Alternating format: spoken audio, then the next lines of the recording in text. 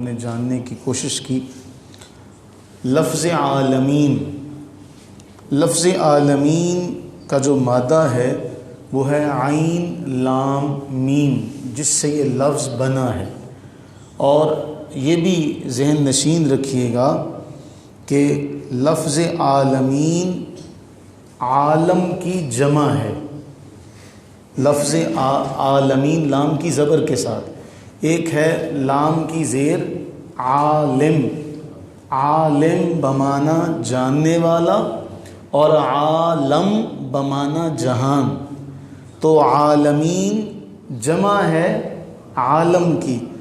کیسا کمال ہے کہ لفظ عالم بھی جمع ہی ہے، اور مفسرین فرماتے ہیں کہ اس کا واحد ہی کوئی نہیں ہے۔ عالمین جمع ہے عالم کی، جبکہ عالم بھی پلورل ہے، سنگولر نہیں ہے۔ عالم بھی جمع ہے، اس کا واحد ہے ہی نہیں۔ اب پہلی بات تو یہ گرامر کی روح سے یاد رکھنے والی۔ دوسرا، یہ وہ اسم ہے، یہ وہ نام ہے جس سے کسی کو جانا اور پہچانا جائے۔ مثلا عام سی اگر تعریف کی جائے، اللہ تعالیٰ نے جہان بنایا، عالم، اس کا معنی یہ ہوتا ہے کہ اس کا کوئی بنانے والا ہے جس نے اس عالم کو تخلیق کیا، اسے وجود بخشا، اب اس کی معرفت حاصل کی جائے۔ عالم کی معرفت اور اس کی تحقیق اور جستجو جو ہے ہمیں عالم بنانے والے کی طرف متوجہ کرے، اور پھر اس سے ہر بندہ اس پر جائے گا کہ اس عالم کا کوئی نہ کوئی بنانے والا ضرور ہے۔ اب آگے چلیں تو عالمین کی تشریح اور تعریف میں ائمہ مفسرین نے جو کچھ لکھا، میں سر دست اس کی ابتدائیے میں 3 آیات آپ کے سامنے رکھتا ہوں کہ قرآن کا جو لفظ عالمین ہے، عالمین سے مراد کیا ہے۔ نمبر 1 آیت سورہ حامیم السجدہ میں اللہ رب العزت نے فرمایا سنوریہم آیاتنا فی الآفاق، ان قریب ہم ان کو دنیا میں اپنی نشانیاں دکھائیں گے۔ یہ دنیا میں دیکھیں ہماری نشانیاں۔ وفی انفسہم سنوریہم آیاتنا فی الآفاق، کہ ہم ان کو نشانیاں دکھائیں گے کس میں؟ دنیا میں۔ آفاق میں ان کو نشانیاں دکھائیں گے۔ آفاق میں نشانیاں دکھانے کے بعد جملہ فرمایا وفی انفسہم۔ آفاق تو بہت بڑا ہے، یہ اپنی ذات میں دیکھیں کہ قدرت اور حکمت کی کیسی کیسی نشانیاں ہیں۔ وفی انفسہم، اللہ تعالیٰ فرما رہے ہیں آفاق کو چھوڑو، اپنے آپ کو دیکھ لو، حتی یتبین لہم انہ الحق، تم پر واضح ہو جائے گا کہ اللہ تعالیٰ کی جو ذات ہے، اس نے جو کلام نازل کیا یہ حق ہے۔ اب ایک تو یہ آیت ہوگی۔ دوسری آیت سورہ اعراف میں فرمایا اولم ینظروا فی ملکوت السماوات والارض، کیا انہوں نے آسمان اور زمین کی بادشاہت، کیا انہوں نے ملکوت سماوات اور ارض میں کبھی غور کیا؟ وما خلق اللہ من شیء، اور اس کے علاوہ جو بھی چیز ہے، اس کے علاوہ جو بھی چیز ہے سب کی سب اللہ نے پیدا فرمائی ہے۔ انہوں نے تو ابھی دیکھا ہی کچھ نہیں ہے، کیا انہوں نے سب پر نگاہ ڈالی؟ اللہ فرمایا دیکھو تو صحیح آسمان و زمین میں، تم نے دیکھ لیا سارا کچھ؟ کیا سارا کچھ تم دیکھ چکے ہو؟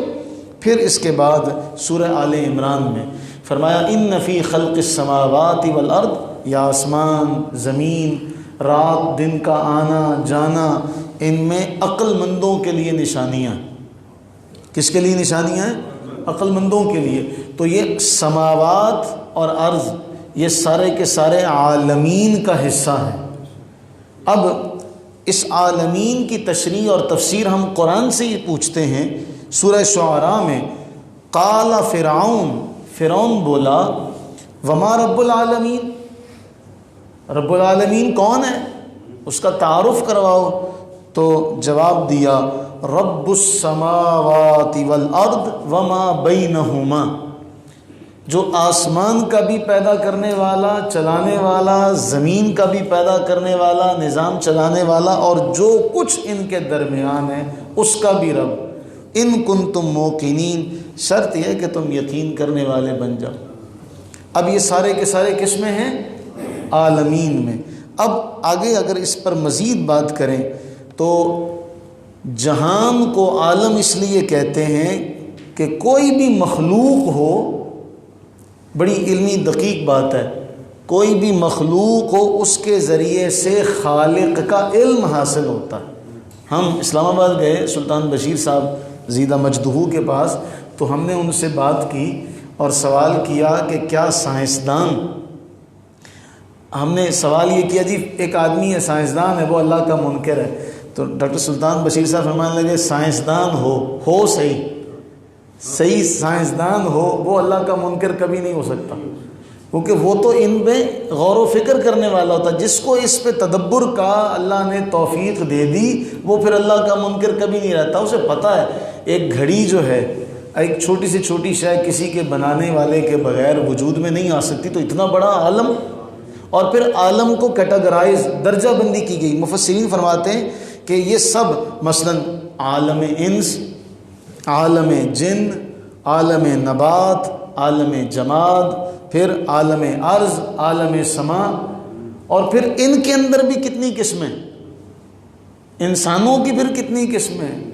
جانوروں کی پھر کتنی قسمیں۔ اگر آپ چھوٹا سا ایک اچھا قرآن میں سورہ مدثر میں رب نے فرمایا وَمَا يَعْلَمُ جُنُودَ رَبِّكَ إِلَّا هُ، تیرے رب کے اتنے لشکر ہیں کہ سوائے تیرے رب کے کوئی نہیں جانتا، سوائے تیرے رب کے کوئی نہیں جانتا۔ آج دنیا کتنی ترقی کر گئی ہے، آپ صرف چیونٹی کی تحقیق کریں، میں گوگل پر سرچ کر رہا تھا تو چیونٹیوں کی اس وقت 12,000 سے زائد اقسام ہیں جن پر تحقیق ہو چکی ہے۔ صرف ایک مخلوق حشرات الارض میں سے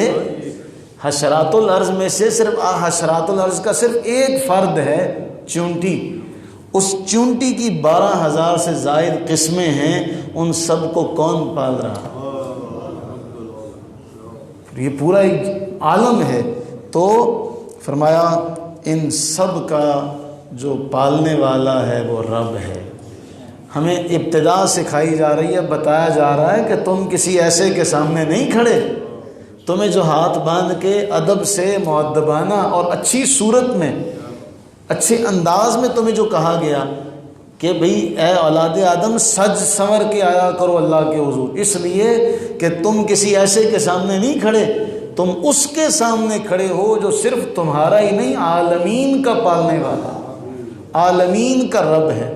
عالم پھر اس کی تشریح میں آپ چلے جائیں کتنے عالم ہیں، تو انسان تو سورہ فاتحہ کے ان لفظوں پہ غور کرے تو پھر اس سے باہر نکل نہیں سکتا، ایسا سحر اس پہ طاری ہوگا کہ پھر وہ سورہ فاتحہ کے اندر ہی رہے گا۔ تو قرآن ہم نے کبھی اس تفکر سے تدبر سے پڑھنے کی کوشش نہیں کی، ہم تو گزر جاتے ہیں۔ تو اللہ سے یہ توفیق مانگیں، دعا مانگیں کہ باری تعالیٰ ہمیں اس سمندر کے اندر غوطہ لگانے کی توفیق و ہمت عطا فرمائے اور ہمیں علم نافع عطا فرمائے۔ آمین ثم آمین۔